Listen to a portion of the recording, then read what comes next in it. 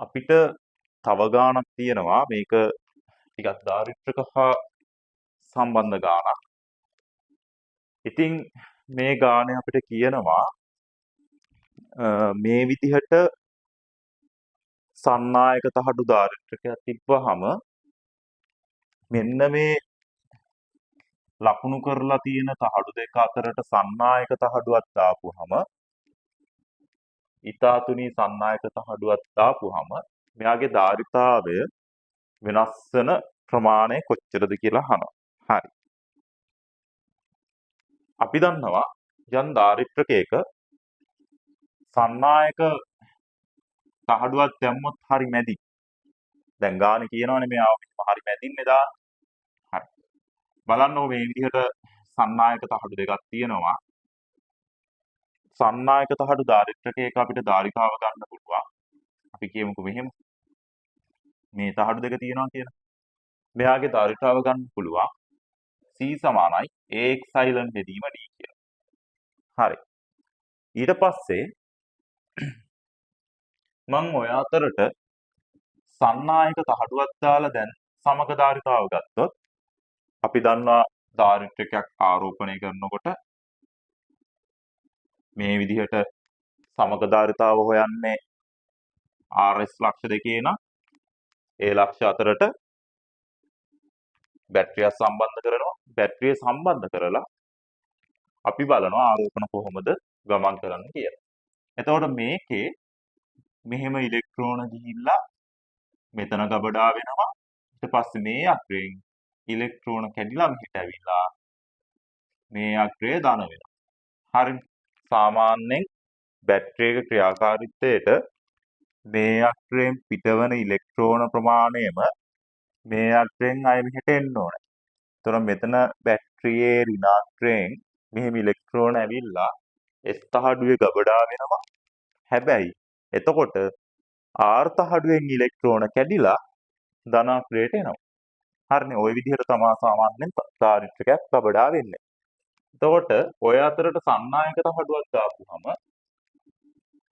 අර විදිහටම බැටරිය දැන් සම්බන්ධ කරනවා. එතකොට මෙහෙන් ඉලෙක්ට්‍රෝන එනකොට මෙයාගේ ඉලෙක්ට්‍රෝන විභවය නිසා මේ තහඩුවේ තියෙන ඉලෙක්ට්‍රෝන ටික විකර්ෂණය වෙලා මේ පැත්තට යනවා. පැහැදිලිද? මෙහෙන් ඉලෙක්ට්‍රෝන ඇවිල්ලා මෙතන ගබඩා වෙනකොට මෙහෙ ඉලෙක්ට්‍රෝන සාන්ද්‍රණය වැඩි නිසා සන්නායකයක් අපි දන්නවා පේරණයක් සිද්ධ වෙනවා. එතකොට මේ ඇතුලේ තියෙන ඉලෙක්ට්‍රෝන ටික ගිහිල්ලා මේ පුටට පුෂ්ඨයේ ගබඩා වෙනකොට මෙතන නිකම්ම දානවා. ඊට පස්සේ ආයේ මෙහෙ දානවා. ඔය විදිහටනේ සාමාන්‍යයෙන් දාරිද්ර්‍යකයක් ගබඩා වෙන්නේ. එතකොට මෙහෙ දන වුණාම මේ පිටට පුෂ්ඨයට යන ඉලෙක්ට්‍රෝන ටික මෙන්න මෙහෙම බැටරිය දිගේ ධනාග්‍රයට එනවා. හරි. ඔන්න ඔය විදිහට තමයි දාරිද්ර්‍යකයක් සාමාන්‍යයෙන් ගබඩා වෙන්නේ. හරිනේ. අමතක අය ඉන්නවා නම් තියරි නෝට් බලන්න. තියරි ක්ලාස් එකක්වත් රිවිෂන් ක්ලාස් එකක්වත් නෙමෙයිනේ. දෙපාර තුන් පාර කියලා දෙන්න මම මේ ගානට ඕන ටික විතරයි කියන්නේ. ඉතින් ඒ නිසා මට සවිස්තරම මේ ගාන පැහැදිලි කරන්න අවසර නැහැ. මොකද මේ වීඩියෝ දික් කරන්න බැරි නිසා විනාඩි කිහිපයකට වීඩියෝ කෙටි කරන්න ඕන. ඔයාලගේ වටිනා කාලය නැත්තම් නැති වෙන්නේ. නිසා ගානට අදාළ ටික කරනවා. අමතක අය ඉන්නවා නම් ඔයාලගේ තියරි නෝට් එකක් තියෙනවා නම් ඒක බලා ගන්න. හරි. හරි. එතකොට දැන් මට මේක පේනවා මෙයාගේ ඝනකම නොගෙන හැකි තරම් කුඩයි නම් මෙයා 2යි D නම් D සහ D කියලා දෙන්නෙක් ඉන්නවා. හරි. දැන් මෙතන හරියට නිකන් ශ්‍රේණිගත වෙච්ච දාරිද්ර්‍යක දෙකක් තියෙනවා වගේ. එහෙනම් මම දන්නවා ශ්‍රේණිගත දාරිද්ර්‍යක තිබ්බාම C සමක සමානයි 1යට C ධන C1 ධන 1යට C2 කියලා ලියන්න පුළුවන්. හරි.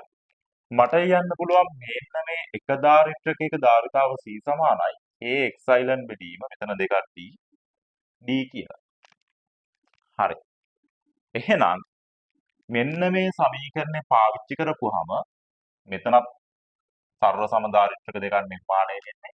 සමාන දාරිද්‍රක දෙකක් ශ්‍රේණිගතව තියෙද්දී හෝ සමාන ප්‍රතිරෝධ දෙකක් සමාන්තරගතව තියෙද්දී එයාලගේ සමකය හොයනකොට සමාන දාරිද්‍රක දෙකක් ශ්‍රේණිගතව හෝ සමාන ප්‍රතිරෝධක දෙකක් සමාන්තරගතව තියෙද්දී සමක ධාරිතාව හොයද්දී ඒ එකකගේ දෙකෙන් බෙදපුවහම මේ සමීකරණ දාන්න ඕනේ නැහැ.